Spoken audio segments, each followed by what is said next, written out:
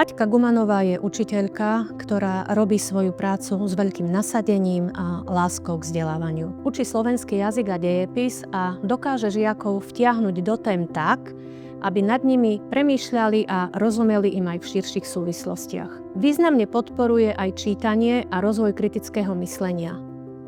Zapojila žiakov do projektu Cena René, vďaka ktorému sa mladí ľudia učia diskutovať o literatúre, formulovať vlastné názory a počúvať názory iných. Podľa mňa je Aťka tým typom učiteľky, na ktorú si človek pamätá celý život. Tie hodiny slovenčiny sú nielen o učení, ale sú aj zábavné a snaží sa spájať aj nejaké tie historické fakty, historické informácie. Nie je to len o tom, že sa nejako nabiflíme tú literatúru, zároveň nás častokrát pani profesorka aj berie do divadla napríklad cez krúžok divadelného diváka, čo hodnotím ako veľké pozitívum a pridáva mi to nejaký všeobecný prehľad.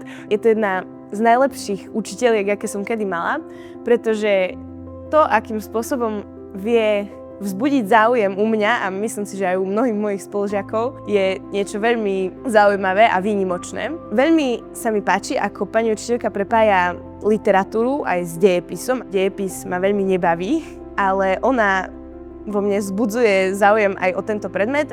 Má jeden veľmi vzácny dar.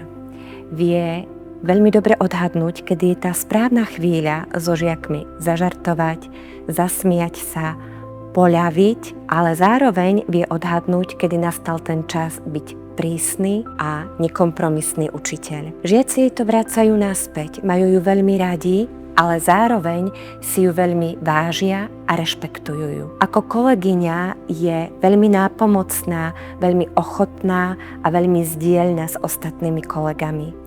Je neoddeliteľnou súčasťou nášho kolektívu a máme ju všetci radi.